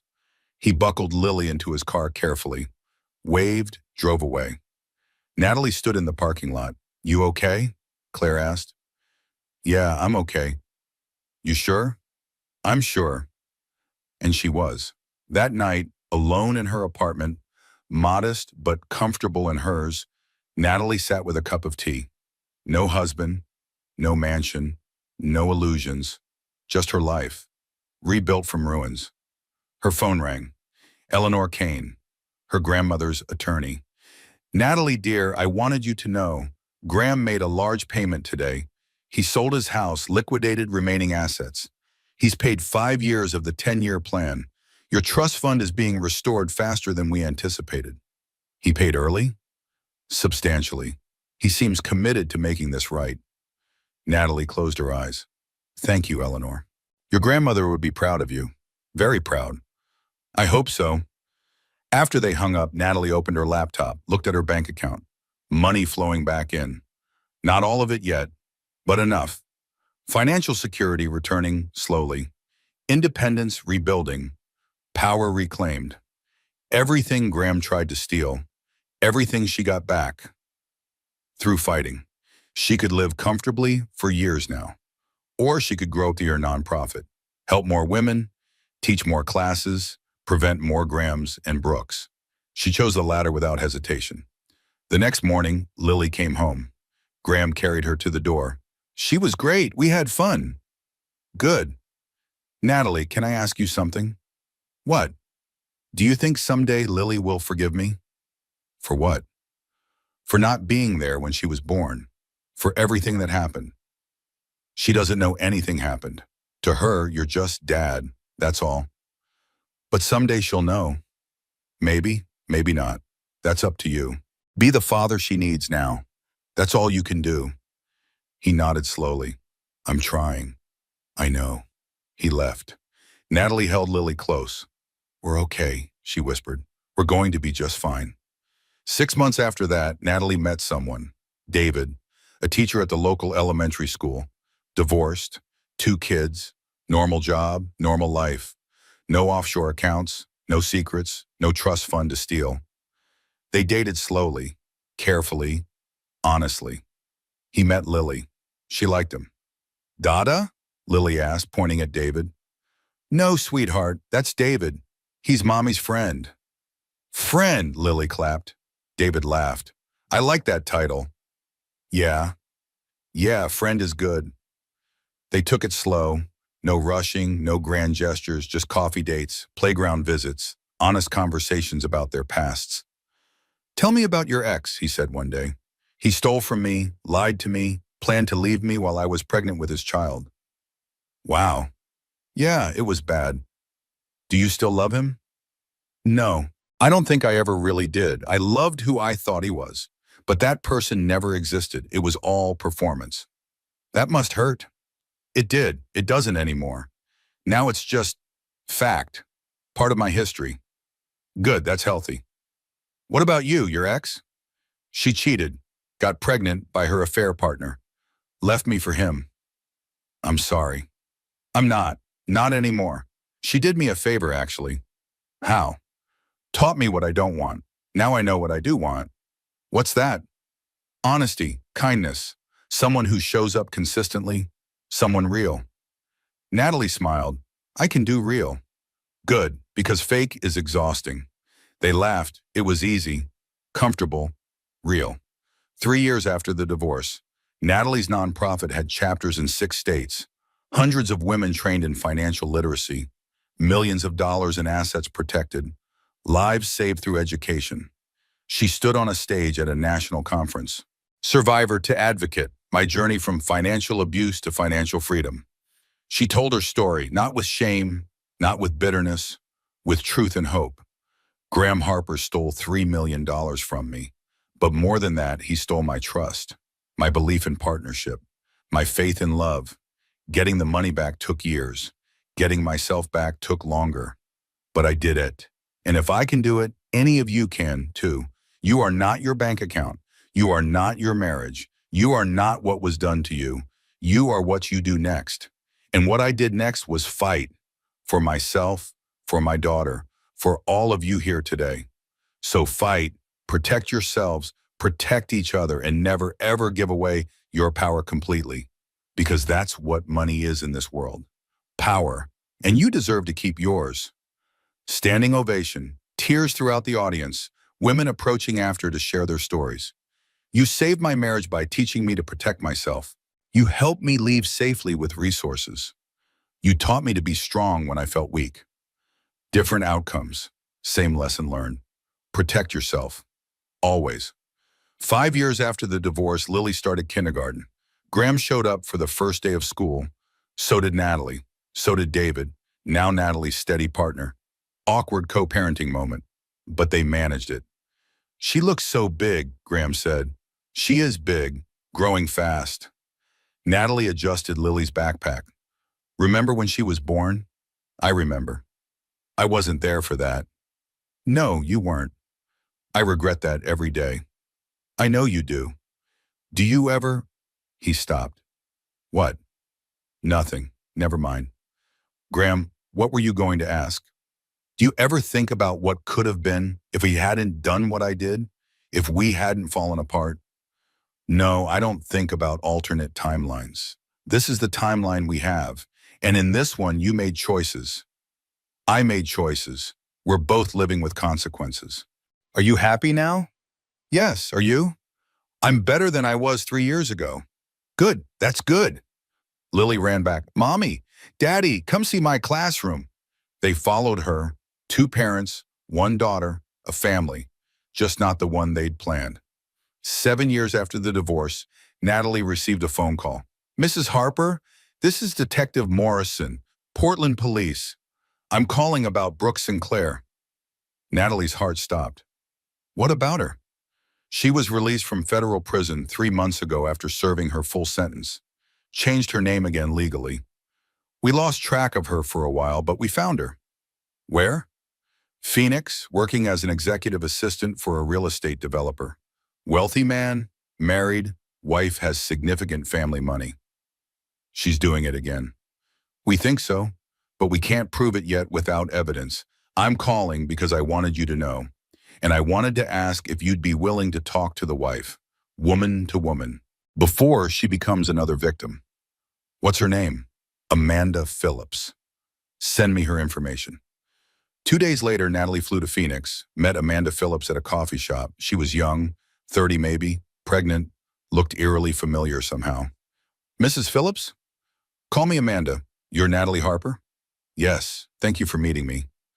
The detective said you had information about my husband's executive assistant? I do. Natalie pulled out her folder. 7 years old now, but still relevant, still necessary. Her real name is Brooke Sullivan. She's used at least 3 different identities that we know of. She targets wealthy married men, particularly men whose wives have family money.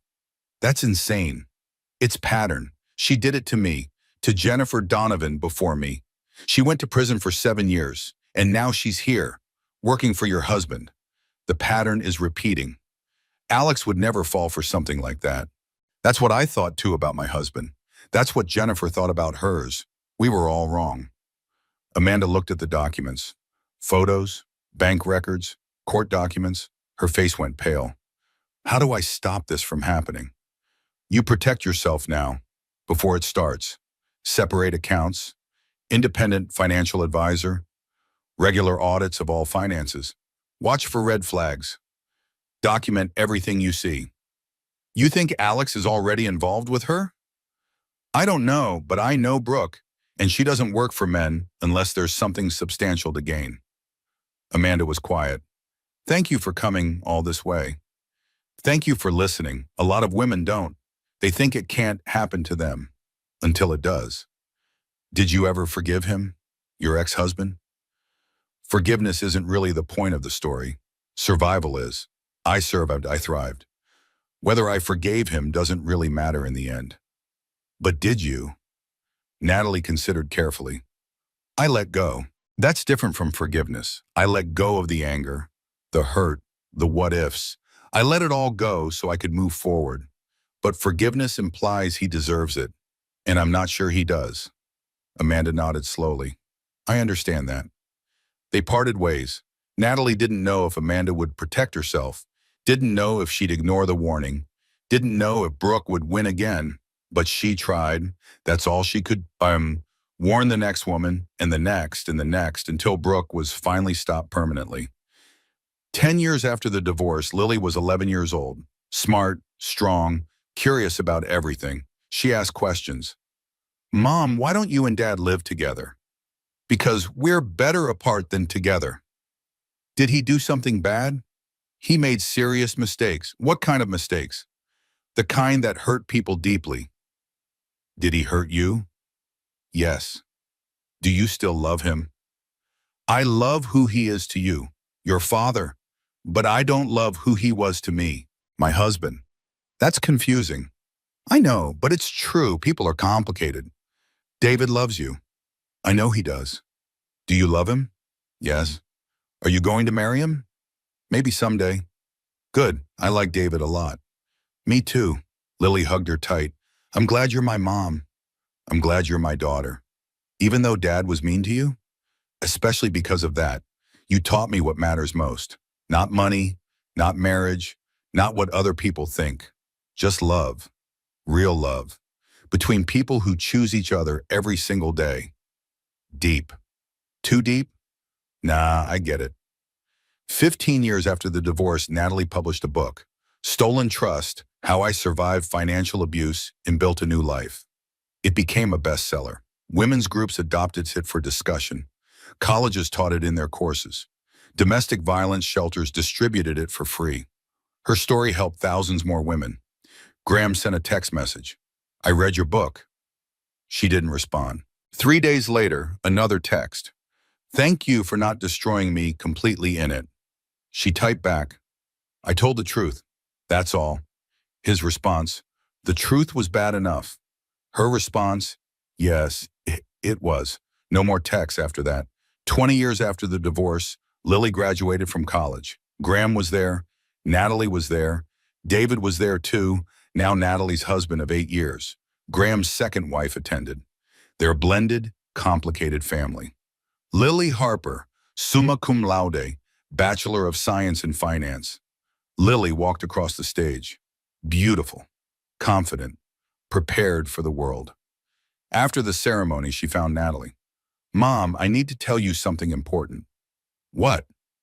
I'm starting my own nonprofit, financial literacy specifically for young women, prevention focused, teaching them before they make the mistakes our generation made. Natalie cried, you don't have to do that because of me or my story. I'm not doing it because of you. I'm doing it because of me, because I saw what happened to you, and I'm going to make sure it doesn't happen to other women if I can prevent it. I'm so proud of you. I learned from the best. They hugged tight. Graham watched from a distance. He approached slowly. Lily, congratulations on everything.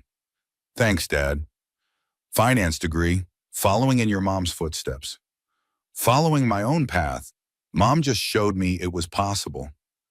She's a remarkable woman. She is. Graham looked at Natalie. Thank you. For what? For not poisoning her against me. You could have. You had every right.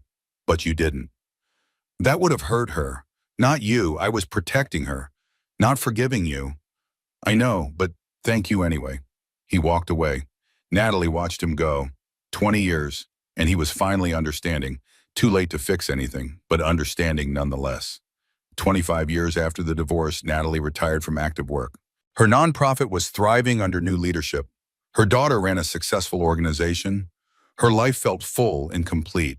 She sat on her porch one evening. David brought her tea. They'd been married 14 years now. What are you thinking about? Graham, surprisingly. Still? Not like that. Just wondering where he is now, what he's doing with his life. Why? Because once upon a time, he was my whole world. And now he's just a person I used to know long ago. Does that make you sad? No, it makes me grateful, actually. For what? For learning that losing someone you love isn't the end. It's just a new beginning if you let it be. Heavy thoughts for a Tuesday. I'm old. I'm allowed heavy thoughts. You're not old. You're 67. Old enough to know better. Young enough to still care. They sat together, watching the sunset, drinking tea, living the life she built from ruins.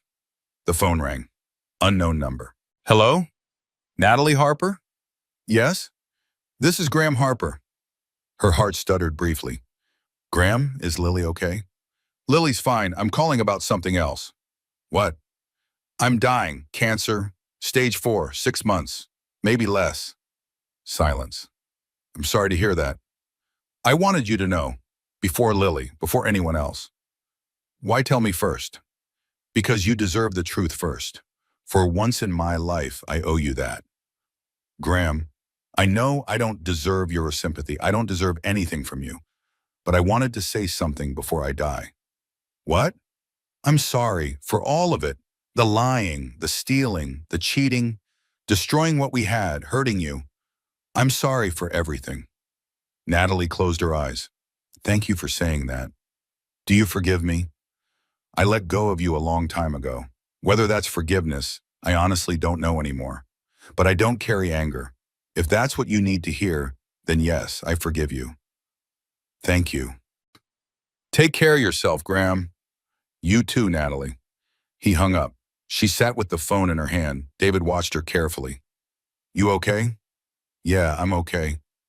What did he want? Absolution. Did you give it to him?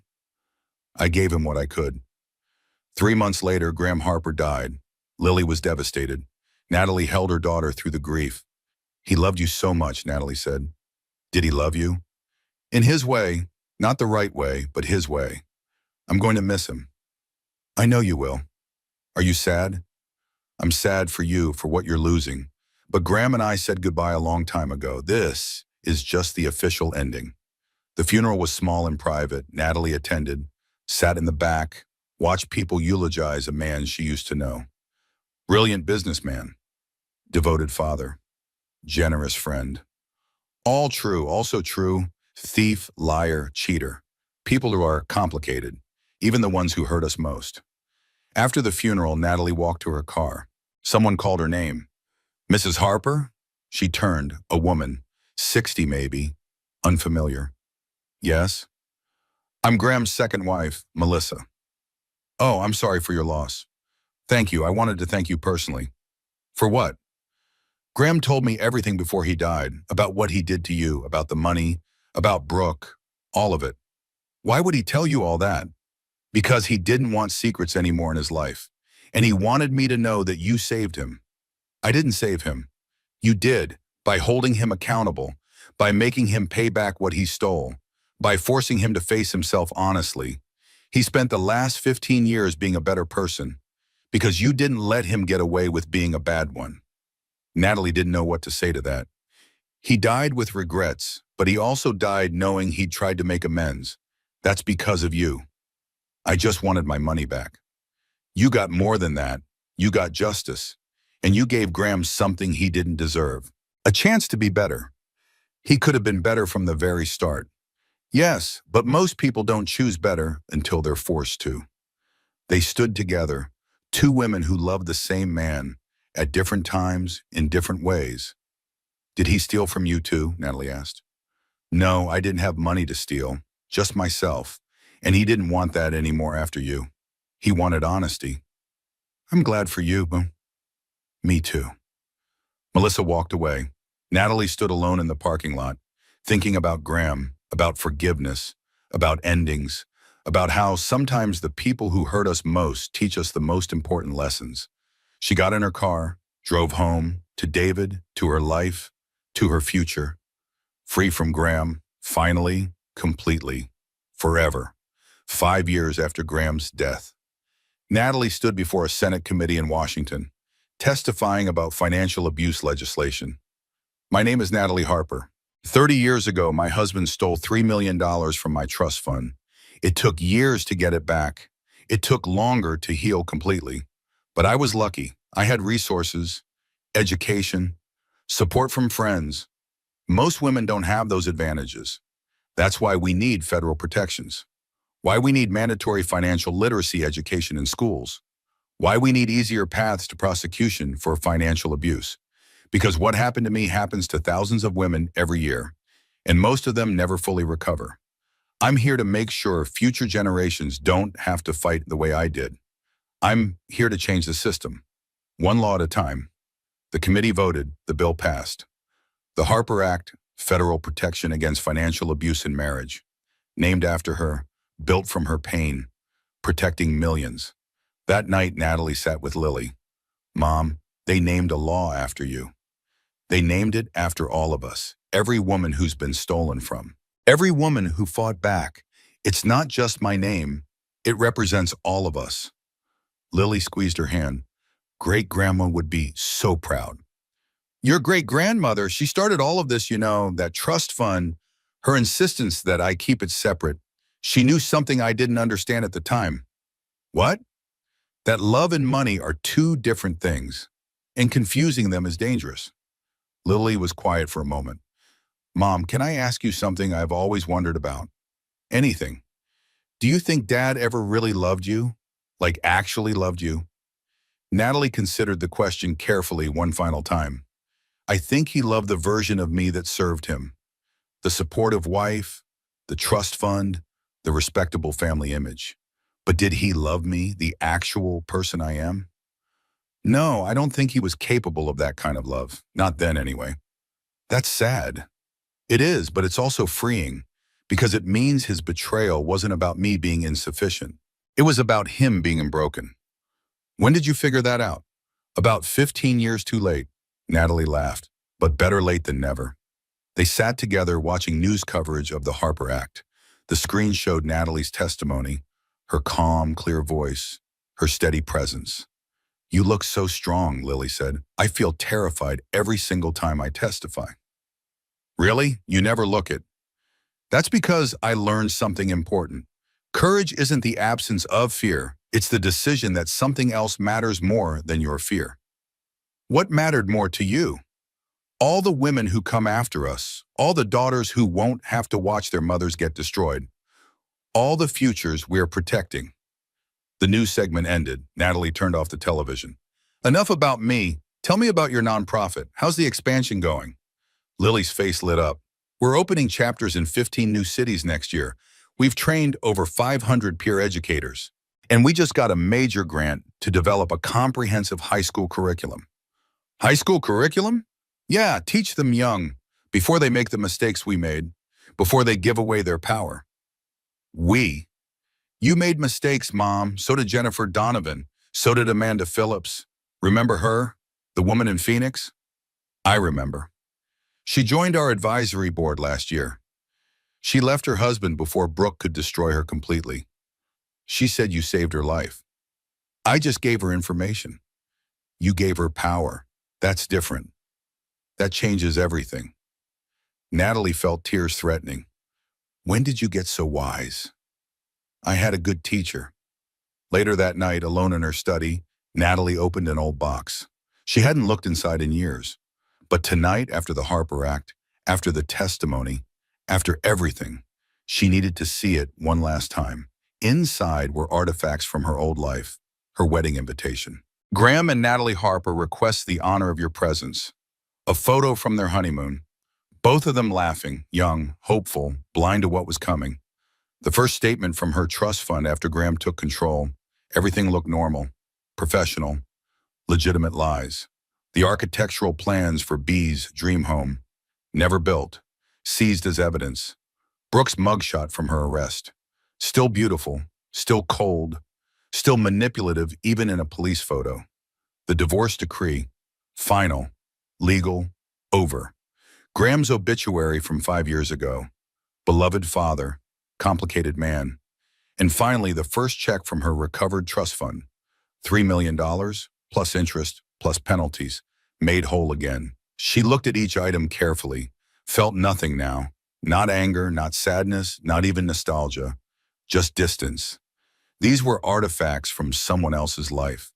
She closed the box, carried it to the garage, labeled it clearly, history, keep for Lily, for when she needs it. Because these weren't her treasures anymore. They were lessons, and someday Lily might need them for her own journey. David found her in the garage. You okay? Yeah, just putting away the past finally. The Harper Act has you thinking about everything? Everything has me thinking lately. He wrapped his arms around her from behind. You know what I think? What? I think you are the bravest person I've ever known. I'm not brave, I'm just stubborn. Same thing, sometimes. She leaned back into him. Thank you. For what? For being patient all these years, for being honest, for being nothing like him. Low bar to clear. The bar I needed. They stood together in the garage, surrounded by boxes of old memories, building new ones every day. 3 months later, Natalie received another letter. Federal prison, different facility this time. Her heart sank. She knew who it was from before she opened it. Brooke, again. Mrs. Harper, you won, again. The Phoenix prosecutor used your testimony, your documentation, your entire playbook. I got another 7 years. Consecutive sentences now. I'll be 60 before I'm free. You've destroyed my entire life. But here's what you don't understand yet. I'll get out eventually. I'll change my name. Again, I'll start over. Again, I'll find new opportunities. Because that's what survivors do. And despite what you think, I'm a survivor too. Just like you. We're not so different, you and I. We both learned that the world doesn't protect women. So we learned to protect ourselves. You did it by fighting back. I did it by fighting dirty. Different methods. Same lesson learned. In another life, we could have been allies. In this one, you're my nemesis. I hate you for that, but I respect you. See you in 14 years. B. Natalie read the letter 3 times slowly. Then she did something unexpected. She wrote back, Brooke, you're right about one thing. The world doesn't protect women, but you're wrong about everything else. We're not the same at all. I protect myself by building boundaries. You protect yourself by destroying others. I survive by creating community. You survive by exploiting it. I heal by helping. You hurt by taking. We're not different methods of the same lesson. We're opposite responses to the same wound. You chose to become what hurt you. I chose to heal what hurt me. In 14 years, when you get out, if you want help building a legitimate life, call me. If you want to run the same cons again, don't, because I'll stop you again. And next time, you'll die in prison. Your choice entirely. Natalie Harper. She mailed the letter, didn't expect a response, didn't need one. She said what needed saying, the rest was up to Brooke. 1 year later, a documentary premiered on streaming platforms. Stolen Trust, the Natalie Harper story. Natalie didn't want to watch it initially, but Lily insisted, "Mom, this is important. Your story is helping people all over the world." They watched together at home. The documentary was comprehensive and well-made. Interviews with Natalie, Claire, Vincent, Eleanor Kane, Jennifer Donovan, Amanda Phillips, other survivors. Even a brief interview with Melissa, Graham's second wife. But the most powerful moment came from an unexpected source. Brooke, filmed in prison with permission. The interviewer asked directly, "Do you regret what you did?" Brooke's face was different now, older, harder, more worn. "I regret getting caught. Not the actions themselves. I did what I had to do to survive in this world. By destroying other women, by taking from men who had too much. But you weren't taking from the men. You were taking from their wives, from women." For the first time, Brooke hesitated visibly. "I never thought about it that way before." "Why not?" "Because I saw the wives as complicit somehow. They chose those men. They stayed with those men. They benefited from those men. So they deserve to lose everything." Brooke's face hardened again. "No one deserves anything in this life. You take what you can before someone takes from you. Natalie Harper took from you your freedom. Natalie Harper chose differently than I did. Do you hate her for it? I did, for a very long time. And now?" Brooke looked directly at the camera. "Now I think she's the only person who ever really saw me clearly. Not as a victim, not as a villain, just as a woman who made choices, bad choices, but choices nonetheless. If you could do it all again, I'd do it smarter, so I wouldn't get caught. Not differently? Differently is for people who have options. I never had options. Natalie Harper had the same wounds you did. She chose differently. Natalie Harper had a grandmother who loved her, a trust fund, resources. I had nothing. So this is society's fault? This is everyone's fault. And no one's fault. It just is what it is." The interview ended. The documentary continued with impact stories, but Natalie sat frozen. "Mom?" Lily touched her arm. "You okay?" "She's right about something." "What?" "Brooke, she's right. She didn't have what I had. My grandmother, the safety net, the knowledge that someone loved me enough to protect me even after death. That doesn't excuse what she did." "No, but it explains it partially, and I'm understanding her finally." "Are you defending her?" "No, but I'm understanding her. There's a difference, Martha." Lily was quiet. "That's very evolved of you, Mom." "Or very old. Hard to tell the difference sometimes." They kept watching together. The documentary ended with Natalie's Senate testimony, the passage of the Harper Act, the growth of the financial literacy movement, the thousands of women helped, the lives saved and protected. Final title card. Natalie Harper continues to advocate for financial abuse survivors nationwide. Her nonprofit has trained over 10,000 women in financial literacy. The Harper Act has been adopted in 47 states. Brooke Sinclair remains in federal prison, eligible for parole in 2038. The screen went black. Lily turned to her mother. "You changed the world, Mom." "I changed what I could change." "That's enough." "Zed, what more could you possibly want?" Natalie thought about that carefully. "I want every woman who watches this to know something. You can survive. You can rebuild. You can thrive. Not despite what happened. Not even because of what happened. Just period. You can." I think that came through. Good. That's all that matters. The next morning, Natalie woke to sunlight streaming through her window. 72 years old now. David beside her, still holding her hand after all these years. Lily successful and happy. Her nonprofit thriving and growing. The Harper Act protecting millions. Her trust fund fully restored and growing again. Her life rebuilt from complete ruins. She got out of bed slowly, made coffee, sat on her porch watching the sunrise, thought about her grandmother who started it all, thought about Graham who almost destroyed it all, thought about Brooke who tried to take it all, Thought about Claire and Vincent and Eleanor who helped save it all. Thought about Lily who continued it all. Thought about herself, the woman who survived it all. 35 years since that night she found Graham's phone. 35 years since her world exploded. 35 years of rebuilding. And she'd done it. Not perfectly, not easily, but completely. She was whole again. Different than before. Stronger than before. Better than before. Her phone buzzed, a text from an unknown number. "Mrs. Harper, this is Amanda Phillips from Phoenix. I wanted you to know. I left my husband 2 years ago after finding evidence he was stealing from my accounts with Brooke's help. Your warning saved me. Thank you. I'm testifying against Brooke at her next parole hearing. She'll never hurt another woman if I can help it." Natalie smiled, typed back, "Thank you for your courage. You're saving the next woman." That's how we stop her forever. She set down her phone, looked out at her neighborhood. Normal lives continuing. Her life normal now too. Finally, after everything. Normal, safe, hers. David came out with 2 cups of coffee. "What are you thinking about?" "Everything. Nothing. The pathos. The future."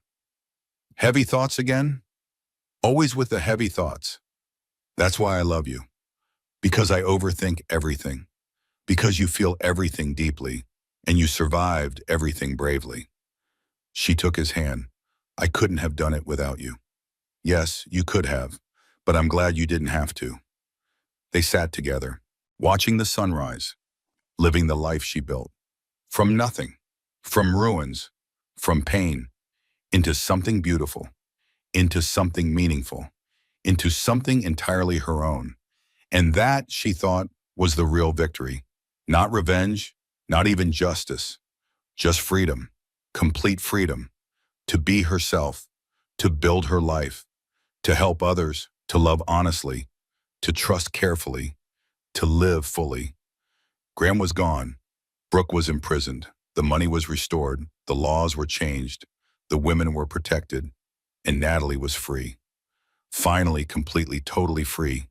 She closed her eyes, felt the sun on her face, felt David's hand in hers, felt peace, real peace, for the first time in 35 years.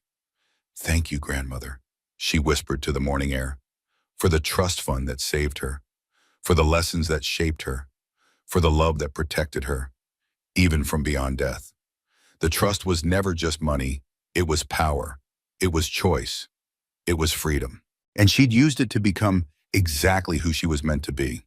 Not Graham's wife, not a victim, not even a survivor, just Natalie. Strong, free, complete. And that was enough. More than enough. That was everything. Natalie's story didn't end with revenge. It ended with revolution. The Harper Act now protects millions of women from financial abuse in marriage. Her nonprofit has trained over 10,000 women in financial literacy. And Brooke Sinclair? Still in prison, where she belongs. But here's the thing. Right now, there's another Natalie out there, another woman looking at her husband's phone. Another woman discovering that something's wrong with her bank account. Another woman who thinks she's alone. She needs to hear this story. So if this story moved you, if it shocked you, if it made you think differently about trust in money and marriage, do something powerful right now. Hit that like button. Let the algorithm know this story matters. Drop a comment below. Tell me what shocked you most. Tell me what you learned. Tell me if you've ever ignored a red flag you wish you hadn't. Share this video. Send it to the women in your life, your daughter, your sister, your best friend, your mother. Because financial abuse happens to smart women, successful women, women just like Natalie. And subscribe to this channel. Turn on notifications. Because every week we bring you true stories of women who refuse to stay victims. Women who fought back, women who won. Your subscription helps us reach more women who need these stories. Because knowledge is power, and sharing these stories, that's how we protect each other. So hit that subscribe button right now. And remember what Natalie learned the hard way. Never give anyone complete control over your money, not even someone you love, especially not someone you love. I'll see you in the next story. Stay strong, stay smart, stay protected.